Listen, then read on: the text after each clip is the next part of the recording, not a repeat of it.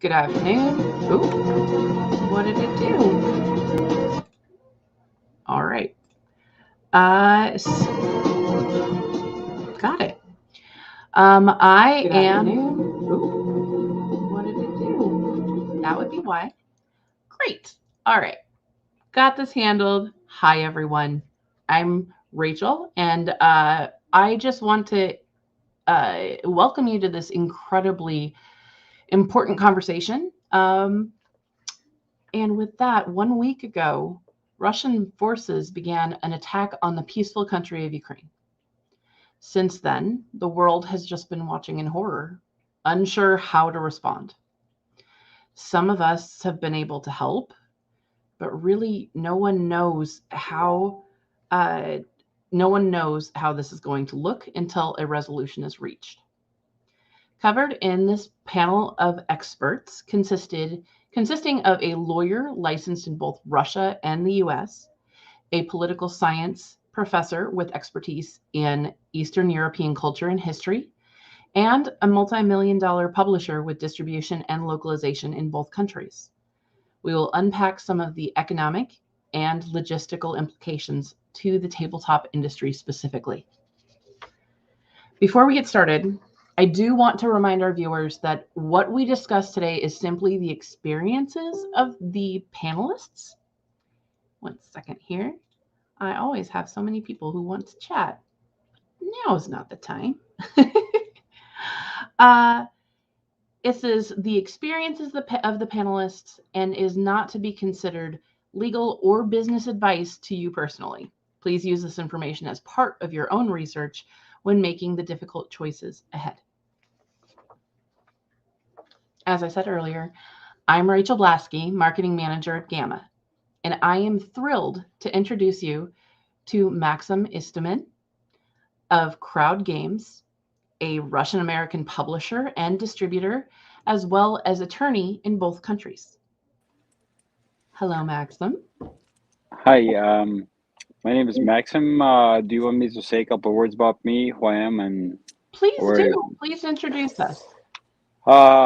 My name is Max. I go by Max, and I've been publishing games for about 20 years. I started in 2002 in Russia, and I was one of the founders of Russian large company Hobby World. But I sold my shares in that company in 2014 and immigrated to the United States. I thought that this would be a good idea to come here. But since then, I've started another company called Crowd Games, and it has significant operations in Russia. But me and my family, we live in Florida. My wife is Ukrainian, and her grandmother, who is 84 years old, and her mom are right now stuck behind enemy lines in Ukraine. And we are all very worried about them, and we think that this war is a crime, just to state my position. With that, I think enough about me. All right. Well, thank you so much, Maxim, and we are honored to have you here. Next, let's bring in Dr. Laszlo Karasi, adjunct professor of political science at the University of Maryland in Baltimore County. Hello, Laszlo. Good afternoon, Rachel. Good afternoon, Max. It's my pleasure to be here. Hi, Laszlo. I have some experience going back to my own personal family roots in Central and Eastern Europe, and it's an area that I watch closely, as well as in general post-Soviet states. And I'm also a deep board game aficionado, so it's my pleasure to come here and talk about this. Well, thank you. Thank you so much for giving us some of your time. Finally, we have Alex Schmidt, Director of Sales for Stonemaier Games, a top 3 industry volume board game producer with global distribution. Hello, Alex. Hello, Rachel. Hello, Max. Hello, Laszlo. As Rachel said, I'm the Director of Sales at Stonemaier Games. We are best known for Wingspan and Scythe. Our games have been localized in 31 different languages, including Russian and Ukrainian. We've worked closely with Max on a number of our Russian localizations. And so On our part, I don't have as much direct history with Russia or Ukraine, but I have some recent business experience working with this in both countries, and in the last week, this tragic unfolding scenario. Well, thank you. I definitely feel like we have an incredible panel to speak to this this crisis, and I thank you guys so much for your time today, gentlemen. So, very first, we want to be aware that not everyone has the same expertise, and so we would like to build a foundation for context in that. And first thing, we have Laszlo. I would love to hear just a little bit about maybe the history, the cause of some of these, the behind the conflict, and where this might have come from. It'll be my pleasure. And I'm going to try to sum this up as quickly as possible, but hitting the points that I think need to be addressed. This is my own interpretation. These facts are up for discussion and debate, and I'm only speaking in my own private capacity, not as a representative of UMDC, certainly. But I think the most important thing to understand is where the two sides are coming from. So Ukraine is a state in Europe. It's a country, and the Ukrainian people are a Slavic people. They are members of the Slavic larger ethnic group, the same as Russians, the same as Poles.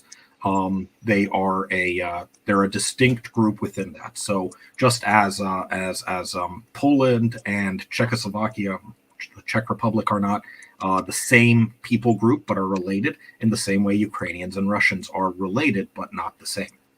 However, for hundreds of years, they were part of the Russian Empire.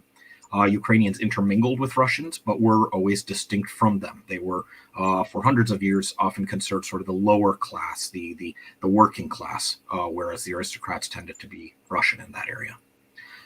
During the years of the Soviet Union, Ukraine was declared a Soviet republic, which was a subnational distinction, kind of like a U.S. state Kansas or Nebraska. And then after the breakup of the Soviet Union, they kept their own borders. And that included areas that had both Ukrainian majorities as well as Russian ethnic majorities, as did many of the post-Soviet states.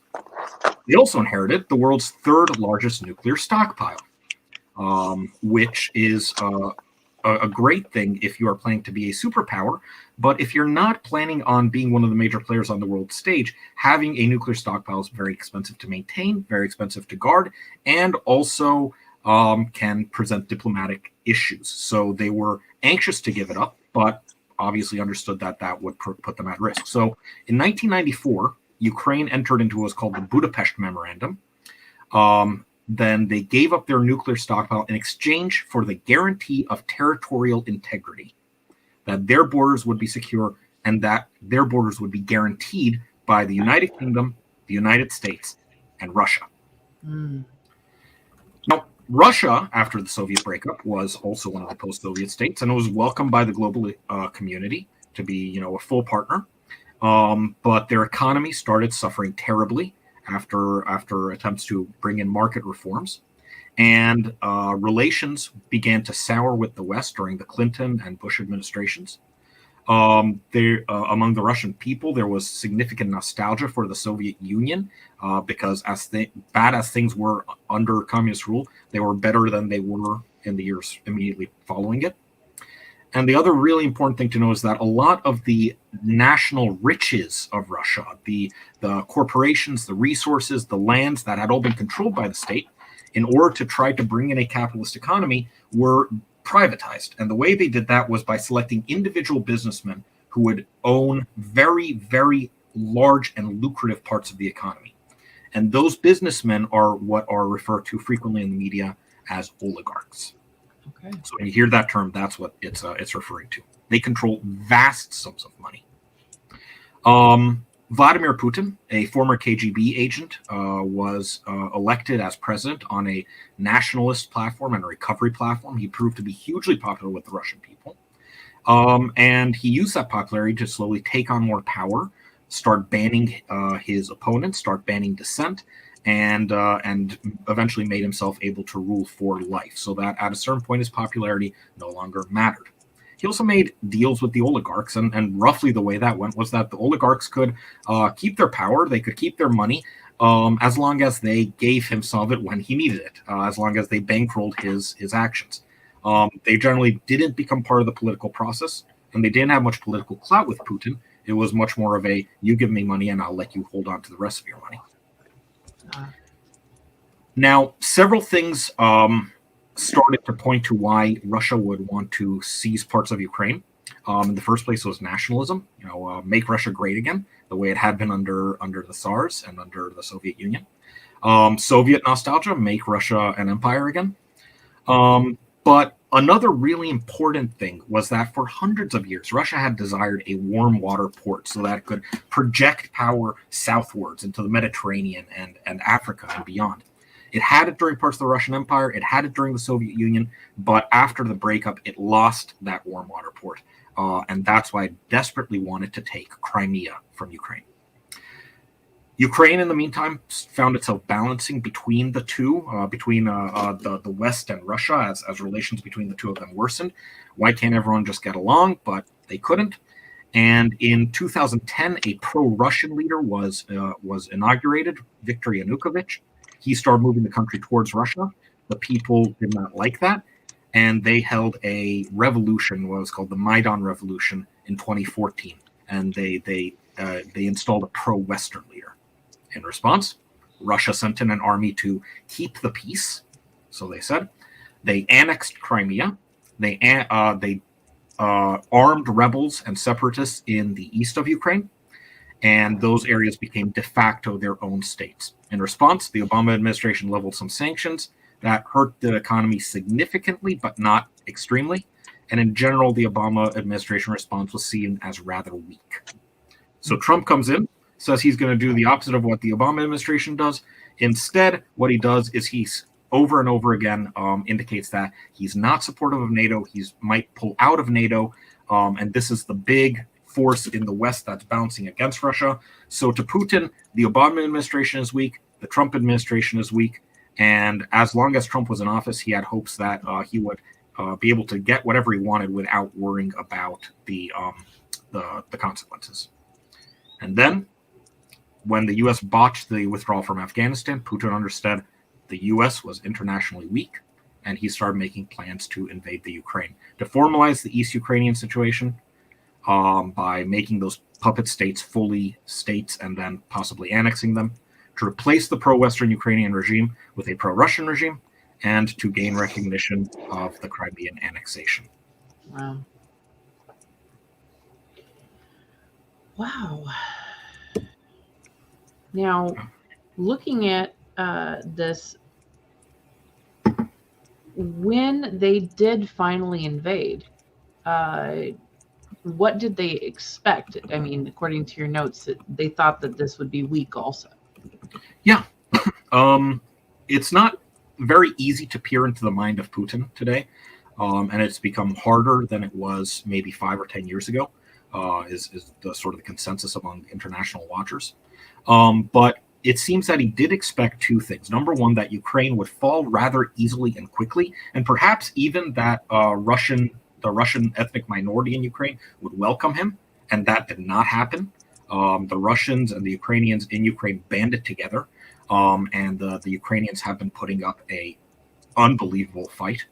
Mm-hmm. And the second one was that the international community would largely roll over the way it had done under Obama, the way it had done under Trump, and the way it had done when Biden pulled out of Afghanistan. Nothing happened here. There were no real consequences, and why should this be any different? And that was another miscalculation on his part. So it was supposed to have been an easy war, a quick one, and he can mop up and then go back to the status quo, except with much greater territory, has now turned into a quagmire of quagmires. And the international response has been far stricter than anything he could have imagined. Detachment from worldwide banking, seizure of international assets, seizure of international personal assets, individual travel restrictions, and Russia is now largely unable to interface with the global economy and society, except through intermediary states such as China. Wow. Wow. That is definitely something he, may have not expected given the historical context that you've provided. That is fantastic. Thank you so much, Laszlo. And I know that you're going to go deeper into those sanctions here in a little bit, but I do want to hear from Maxim a little bit. We kind of we have members that may or may not be as familiar with the SWIFT system as others. Can you give us a brief overview of the SWIFT system, and then how does that play into the board game industry? Yes. Well, now thank you, Laszlo. I think this was a terrific analysis and excellent commentary on the situation. Everything is 100% correct. It's amazing to hear something who is not Russian or Ukrainian to have such an objective opinion and view of the situation. Now I will try to keep my feelings and emotions aside and just let you know professionally what I know. Again, this is my knowledge. I would like to share it, and so here we go. The SWIFT system is basically a big messenger. It's a secure messenger system between banks that tells one bank that it's about to receive money from another bank. Before SWIFT, banks used things like telex and fax and whatnot, phone calls maybe, to call and say, hey, we are sending you $100,000 or 100,000 euros. And the bank, therefore, after receiving this message through some channel, would credit this money into the account of the recipient without waiting for the money to actually get there. So the SWIFT system, I believe, was first introduced in Belgium, and then more countries joined quickly because it was a secure messenger between banks that when a bank sends a wire transfer, the bank informs another bank through the SWIFT system that, hey, you're about to receive an X amount of money. And so the other bank, the recipient bank, without waiting for the money to actually come, credits the account of the receiver with 100,000. That's all it is, really. Now, how has that been affected with the sanctions that we have in place at this point? Russia is in a way a market economy still, although the doors are quickly closing, and I think I will comment on what's going to happen in my opinion, but it is a market economy, and I think there is around at least 1,000 different banks in Russia. So if a Russian business cannot send money because one of the banks that was in the sanction list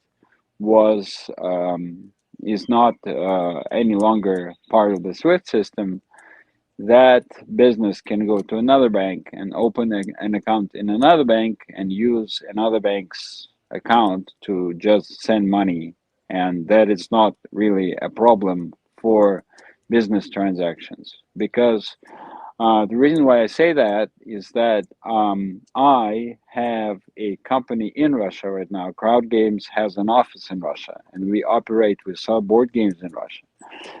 And the bank that we use was not sanctioned. His owner was one of the oligarchs whom Laszlo mentioned just a little bit ago. So he was personally sanctioned. In response, he immediately withdrew from the board of directors of the bank. He said, I'm not affiliated with my bank anymore that I've created. The bank is a bank. I'm me. I'm on the sanctions. The bank is not on the sanctions. So our bank right now continues to send and receive wire transfers, and our bank, the one that we use in particular, is still a part of the SWIFT system. So The sanctions were limited mainly to the banks who are used by the Russian government in defense contracts, in things like that. You know, so for small businesses as everywhere are quite fluid. Okay. They can try and adapt to the situation. Now, in the notes that I have, there are 7 Russian retail banks that were banned.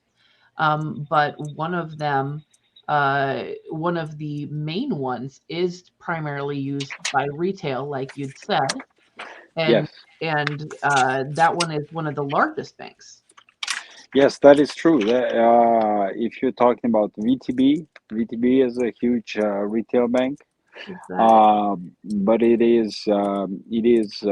so many companies did have an account at VTB, and that does not mean that their funds are frozen in that bank. That does not mean that they cannot go to the bank and withdraw the money from the cashier. I mean, they still can do that, and then they can open an account in a different bank and basically put the money in a different bank and then continue operating. Is that a So way that some of the Russian retailers and Russian publishers, yourself, is that how you reacted to that initial news? we basically we're still, it's kind of a fog of war situation. We're not trying to make any rushed decisions Yeah. because the situation is changing very quickly right now, and there's more and more news coming out of Russia every day.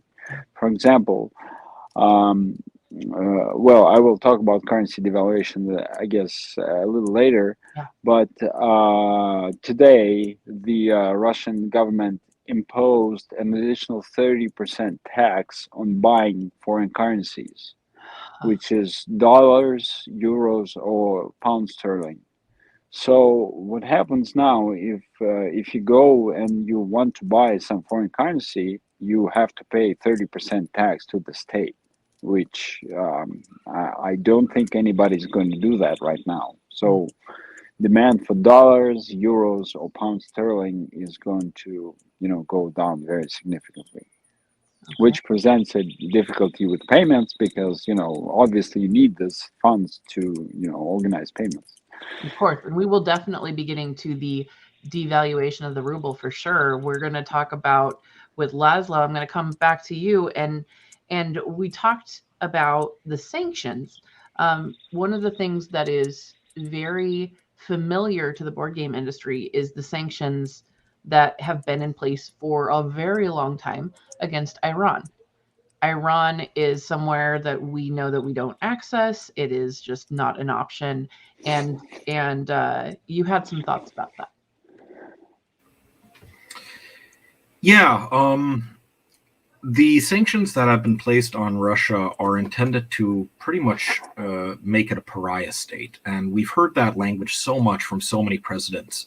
But it seems like for really the first time that was taken seriously, to actually cut it off from the economy in most meaningful ways, to cut it off even from society in most meaningful ways, where we can see the sanctions placed on Aeroflot, the Russian carrier, to fly into European or American airspaces, the restrictions that Russia has placed on Western carriers to fly into its airspace. So Russia is right now in a situation that is in many ways similar to the Iranian position, where, of course, in the 21st century, borders are porous. Of course, there is no such thing as cutting off a place. If a person wants to, they can get to even North Korea right now. But the easy in and outflow of goods and trade and economic goods are all very much abruptly stopped. So by looking at Iran, I think we can get much of the same sort of idea of what we might be looking for in Russia, even up to the point of the point where we don't have much diplomatic contact with Iran except through intermediaries. There has been much talk of expelling Russian diplomats, of closing down Russian embassies, closing down Russian consulates. In this past week, we've expelled 12 or maybe 13 diplomats who we were convinced were engaging in espionage. So it might be that this social and economic sanction turns into as well a political sanction. And that would mean that it becomes quite difficult for anyone to engage with those countries or risk the ire of their home states. Excellent. And with that, we've been able to deal mostly with the fact that there is a very, very small localization of language in Iran. There is a very specific language that they speak. It's not really in a lot of other countries, but that's not the case with Russian. The Russian language is in several different countries. So can you speak to that? Correct. Iran speaks Farsi or Persian, and that is a language that is largely limited to Iran, and a board game company can quite easily simply skip making the board game in that language, don't localize it, and you're not going to be losing out on a world's major consumer base. However, there are many countries, because the Soviet Union was an empire, because the Russian Empire was an empire, there are many countries that either speak Russian natively and were breakaway states after the Soviet Union collapsed, or were colonized by the Soviet Union and have Russian as a secondary language that a lot of the population speaks. A board game publisher, as I'm sure Alex can speak to, can localize a game into Russian and then sell it far outside of the Russian borders. So I don't think that U.S. companies can react to the Russian embargo in the same way that they could respond to the Iranian embargo. It's not going to work the same way. And like you said, Alex, earlier, in the past when we were preparing for this, there was a feeling that the Ukrainian and Russian markets are almost competing markets because of the similarity of their languages. Can you tell us about that? Yeah, absolutely. It's exactly like Laszlo said. Ukraine is one of those countries where most Ukrainians speak Russian. It can be useful to, like, you think about going down to Mexico, and especially in the parts of Mexico that people from the United States are likely to go to, everyone in Mexico speaks English. It's the same thing. It's not their native language. It's not their primary language, but they all know it. And what that means for board games is, if you're someone in Ukraine and you want to play a game, you don't speak English very well, but you speak Russian pretty well. If a Russian version of the games comes out, well, you can buy the Russian version of the game, and then you have it. And then if 6 months later a Ukrainian version of the games comes out, well, you already have the Russian version. We all know about the hotness and getting the new exciting game. You don't want to wait 6 months for the Ukrainian version. You want the Russian version because you can play it now. And that means when a Ukrainian version comes out later, it's very hard for them to compete in that same market, because they've already, essentially, the Russian version of the game has filled that. So one thing that I've specifically seen in the past is my Ukrainian partners are much more likely to want to localize a game if either a Russian version hasn't come out yet, or if they can come out at the same time as the Russian version. Because if they're competing one-to-one, people are going to choose their first language. Right. But if their choice is their second language, or waiting 6 months, people will often choose their second language. Absolutely. Now, back to you, Maxim. We alluded to the devaluation of the ruble earlier. And when Alex was just talking about the hotness, I don't think that's going to be a priority in the discretionary income of the Russians at this point, because it is so low at this point. And that's something that we should probably talk about. You could say that, but you could also say that you could make an argument that that is not going to be the case. Okay. Well, so what happened with the ruble was that before the Putin's aggression into Ukraine, the value of the ruble was 75 to $1. Okay. Today, it's about 117 to $1. and you can figure out how much is that. And on top of that, you have the 30% tax, which was imposed by the government to prevent people from buying dollars. And so basically, if you think that the Russians, the common people who work, their salaries are in rubles and they were not increased, No. by anybody. So the salary stays the same, but the cost of particularly foreign products has essentially doubled. That makes these products twice more expensive. Wow. So yes, I think basically what's going to happen is that the games that were manufactured, mainly the games are manufactured in China now, the games that are fully manufactured in China, they are going to become almost inaccessible because nobody is going to pay, a quarter of their salary for a board game. Right. On the other hand, the games that are license based, where a licensor just pays a royalty to a Western company, or maybe buys components, non-printed components such as wooden meeples and so on, something not very expensive, and pays a royalty on top. The royalty is a factor, but these games can be produced by a Russian factory. So because one of the things Laszlo said that the sanctions are very severe this time.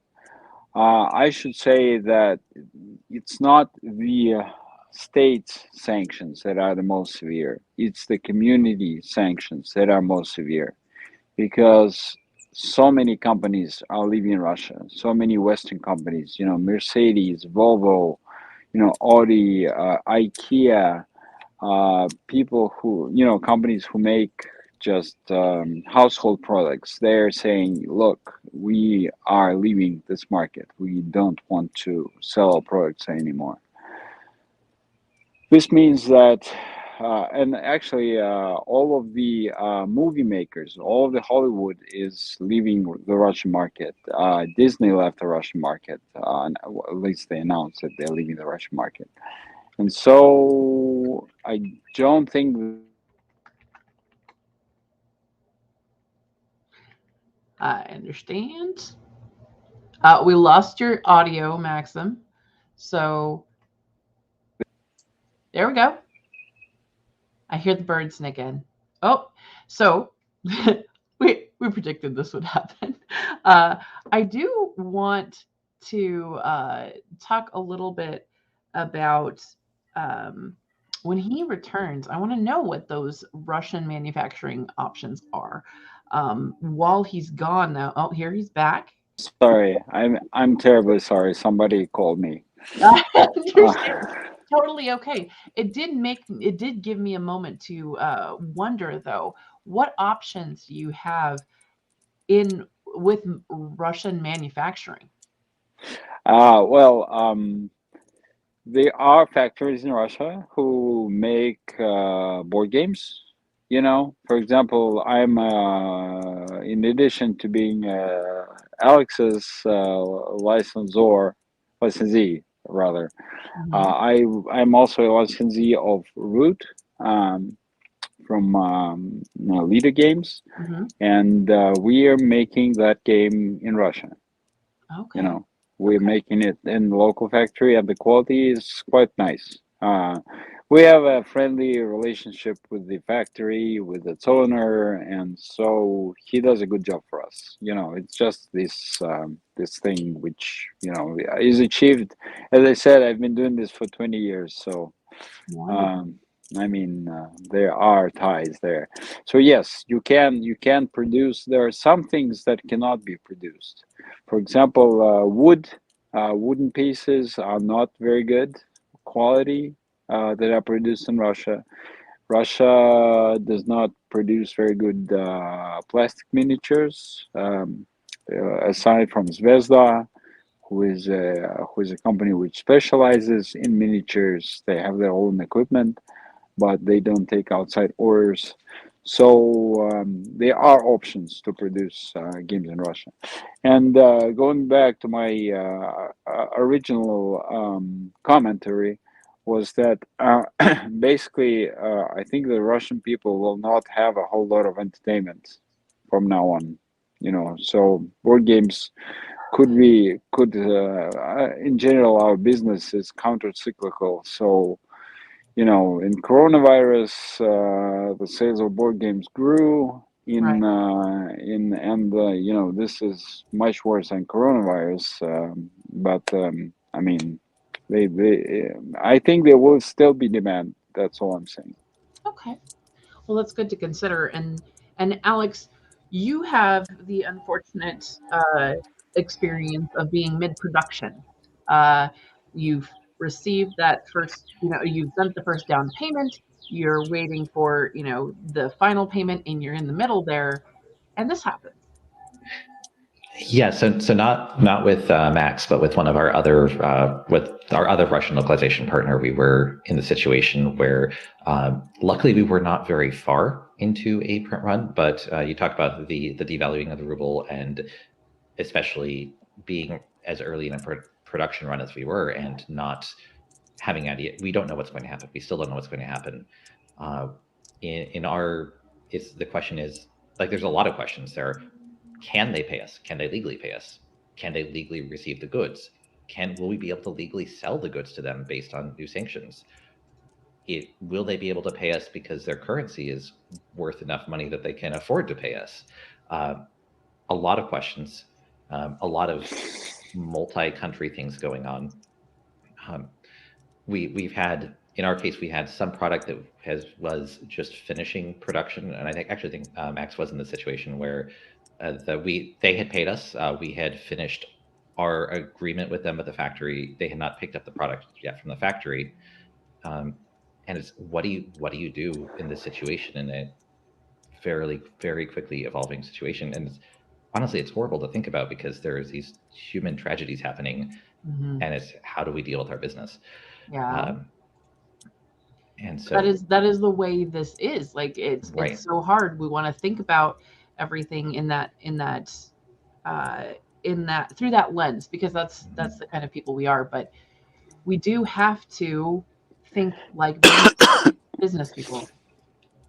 Right. We have to make decisions, and sometimes it is sometimes decisions have to be made fairly quickly. Yeah. So in the case of anything that was, we had finished our financial arrangement, we had been paid, the product was complete or near complete in China. We've been able to say we finished our, all obligations have been met. This product belongs to the company that's picking the product up. If for our other products, we were able to actually cancel the print runs.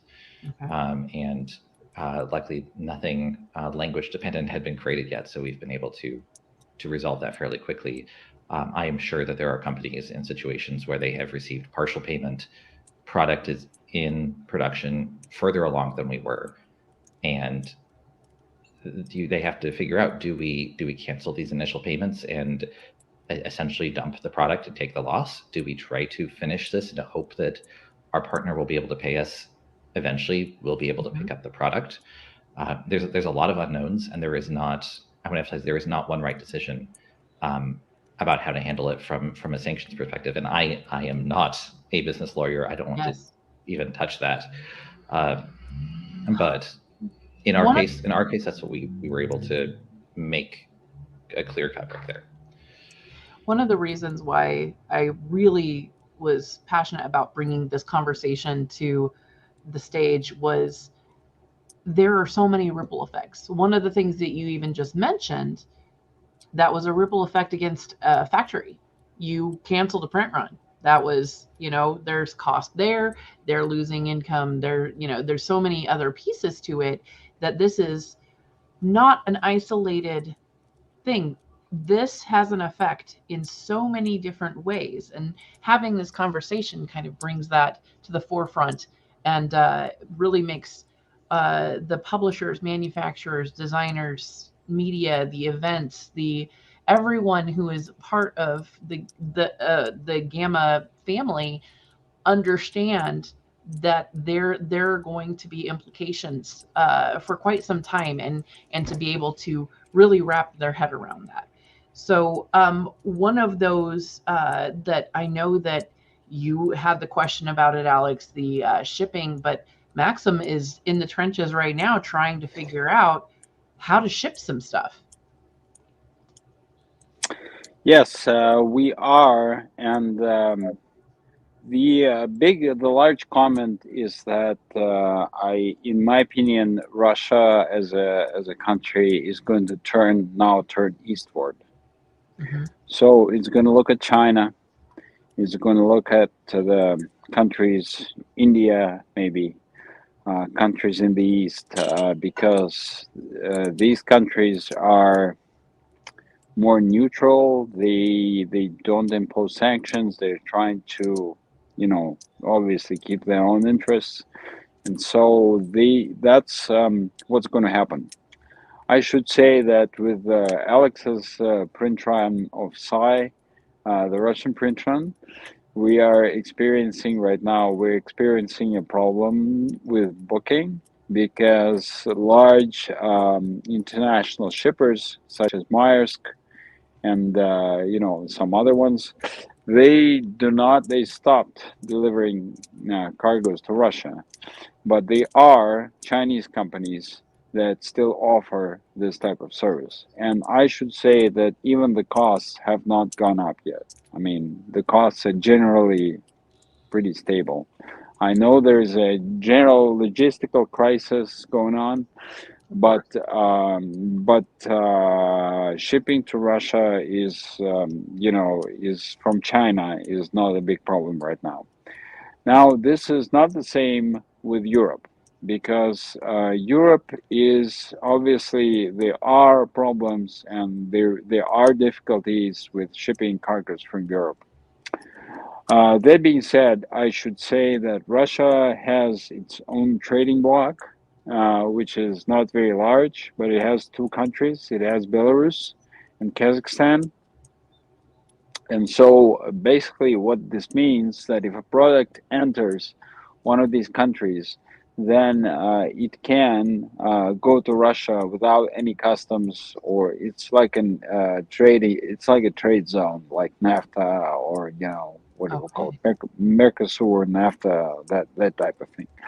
So basically, one of the ways that perhaps for I suppose this is more of a concern to companies like ours, which has active business in Russia.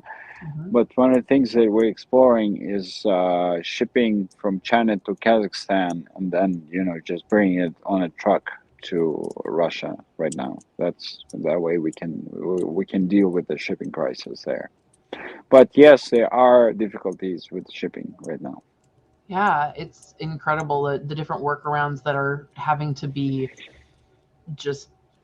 I always think that there are that the most creative problem solvers are board gamers, and the fact that we are wrapping around this and trying to figure out how to continue serving our customers, serving our businesses that we work with, all in the middle of this complete chaos is admirable, and trying to that is definitely something that everyone is trying to think through right now. And there are people coming up with different approaches, right? For example, Alex, you had incredibly an incredibly quick response.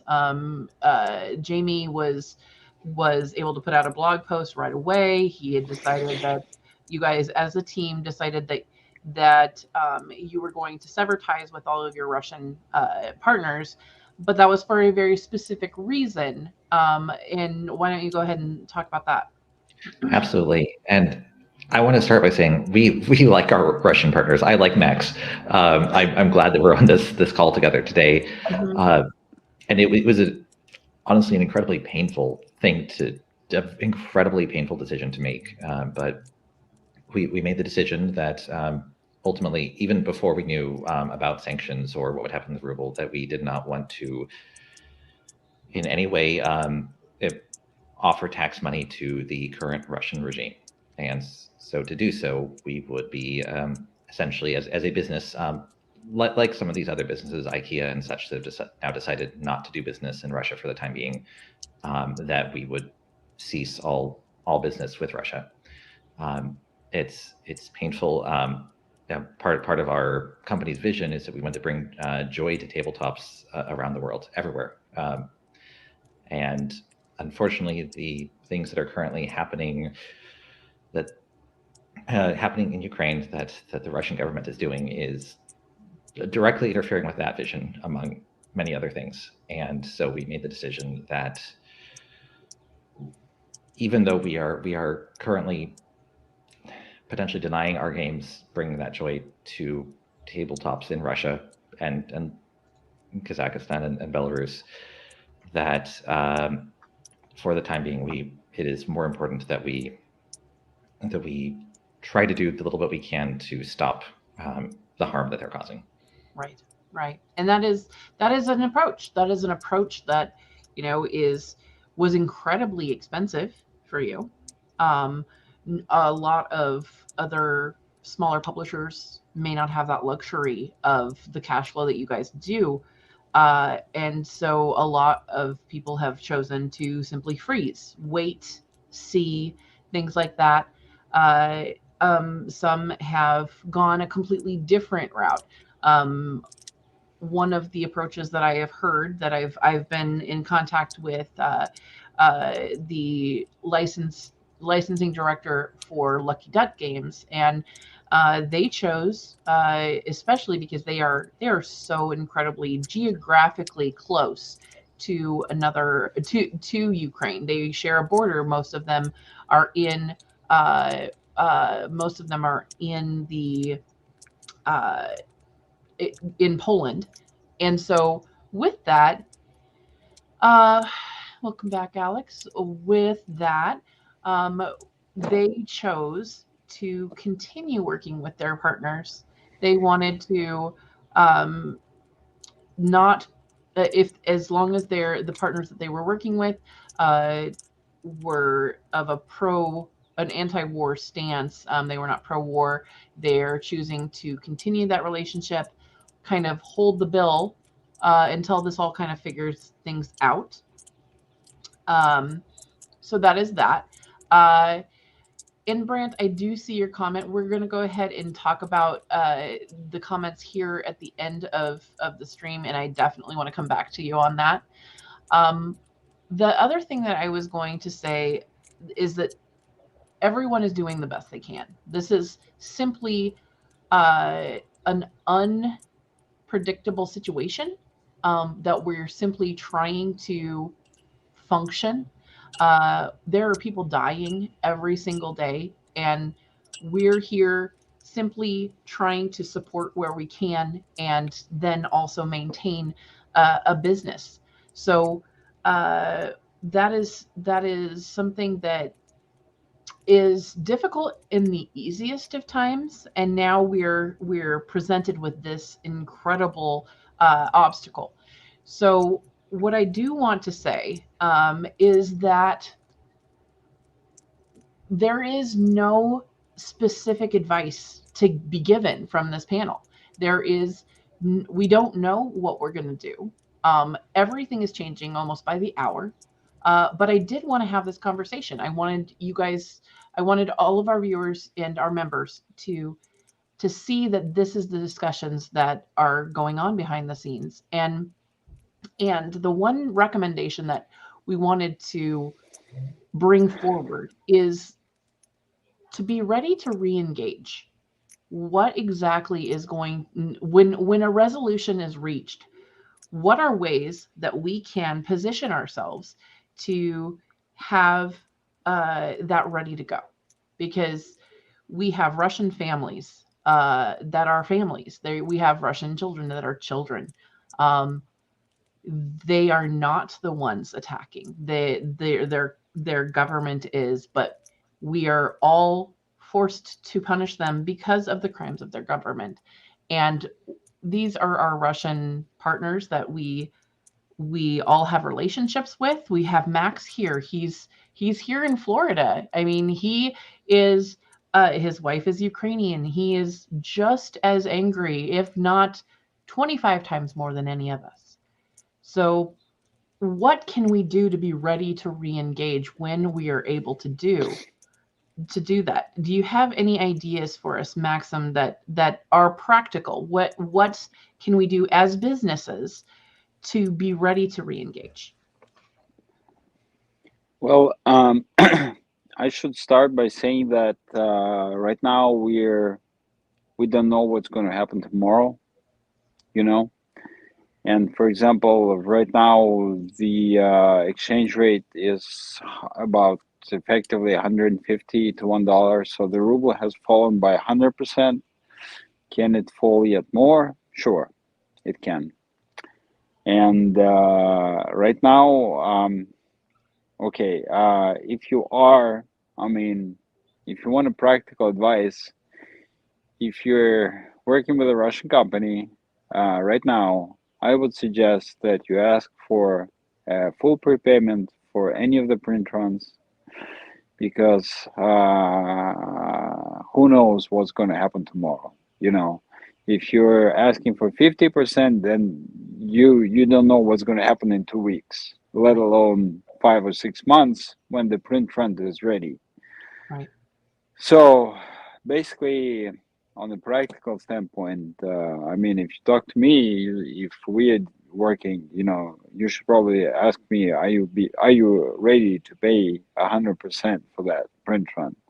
And I will either say yes or no, you know, depending on the price and everything else. But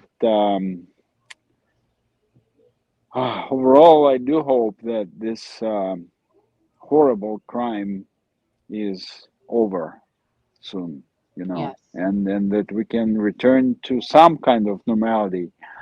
On the other hand, I should say that I don't think, even if this war is stopped, even if Russia withdraws its armies from Ukraine, I don't think that the sanctions are going to stop. I don't think that the US companies and the Western companies are going to come back like that, because it's a bureaucracy, and whenever you have a bureaucracy, decisions tend to be made very slowly, you know, especially when they're not under absolute pressure.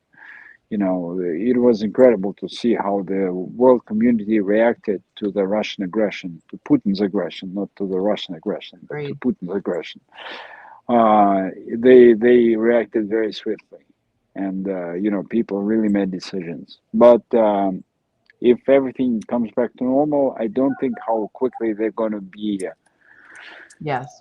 Trust is very easily lost, but it's very difficult to build it back. I should say that. Well, thank you. I definitely have.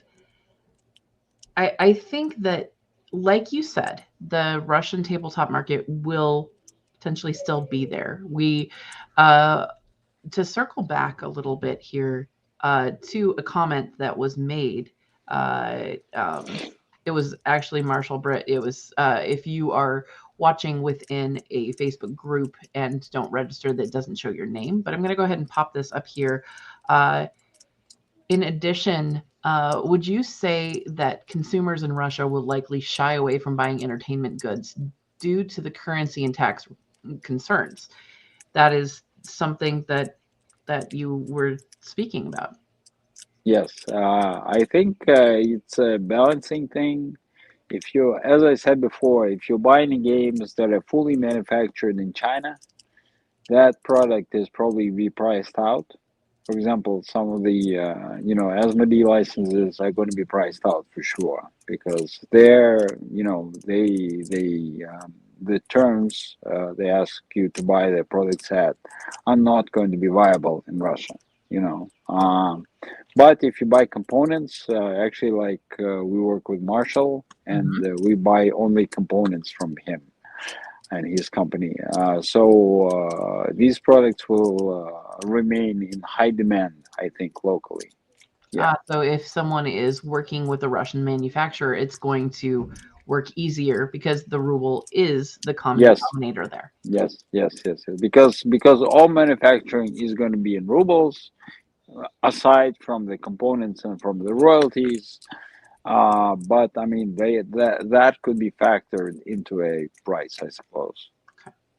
Now, we did have a comment from Brandt that I would love for the panel to respond to, because I think that I understand where this is coming from. Absolutely, with the way that I phrased that. So just so we're crystal clear, we're hearing that board game companies are actively seeking ways to circumvent international sanctions against a country that's illegally invaded a neighbor for the purpose of raking in a few extra rubles.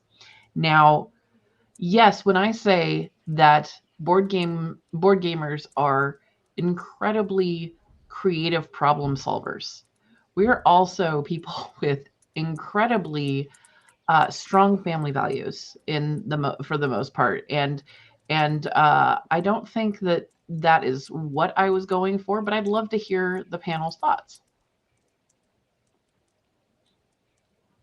Go ahead, Alex.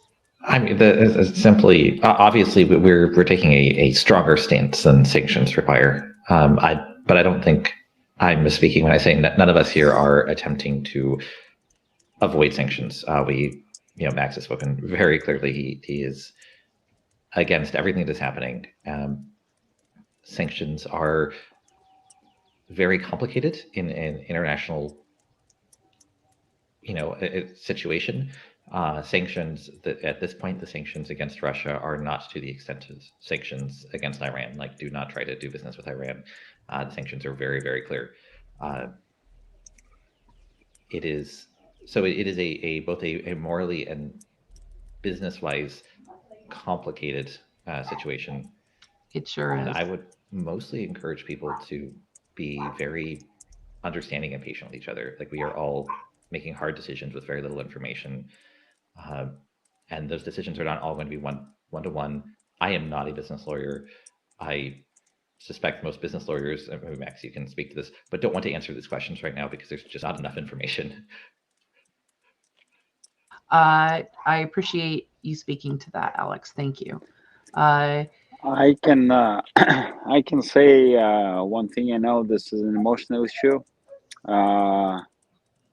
My personal feelings and my family situation is such that I cannot, without, too many emotions, say what I think about this and what I think about Putin. But we have about 40 people working for us in Russia. We have 40 people there, and some of them are actually in Ukraine. Some of our employees are in Donetsk, so they are under fire right now. And as a company, as a publisher, we have an obligation to them, to our employees as well, and we would like to continue to employ them, and so that they will be able to feed their families. I definitely understand. What I did want to go ahead and pop up here is Marshall speaking about personally, I felt that holding our partners that we care about responsible for the actions of their government felt unfair to them. Many of us are represented by politicians who don't speak for us, and I think that we all can understand that. I think Julie really hit the nail on the head. We have to make hard decisions. You're putting your business on the line. You're responsible for 40 people and feeding their families. And in times of war, you have to make your own choices. You have approaches that are all different. everyone trying to do the right thing in a very tough situation. So I truly appreciate all of the time that you guys have given to us today. We might have time for one question. I do want to go ahead and remind everyone that, again, what we discussed today is simply the experience of the panelists. It is not to be considered your own personal legal or business advice. This is you using your own information and your own research to make your own very hard decisions. So it's definitely something that is an emotionally charged and difficult conversation. So does anyone have any closing remarks that they wanted to give after we have this conversation? Well, thank you for having us. And I hope this will be useful to GAMA members. I will be at GAMA, so if anybody wants to come and talk to me, absolutely, I'm happy to do it. Right, Alex? Just to echo Max. Yeah, thank you all. Thank you for Rachel for putting this together. This is important, and I hope we've helped. It's a good conversation to have. Yeah, absolutely. Laszlo. I'm not a business person like the rest of you. My expertise is different. I want to stress that this situation is changing so rapidly at so many times. Both the humanitarian situation as well as the legal situation, the political situation, the social situation, the economic situation, and it might very well be that 24 hours from now, this entire discussion will have been completely dated. Yeah. And I think the most important thing to remember is to act in a way that is consistent with your conscience. Absolutely. Thank you. And I see all the comments from our viewers. Thank you to the panel for taking the time to do this. Thank you for all the comments, the incredible strength of Maxim.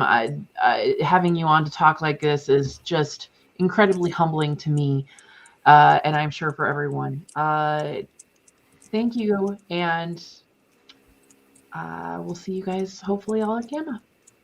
Bye. Thank you. Bye-bye.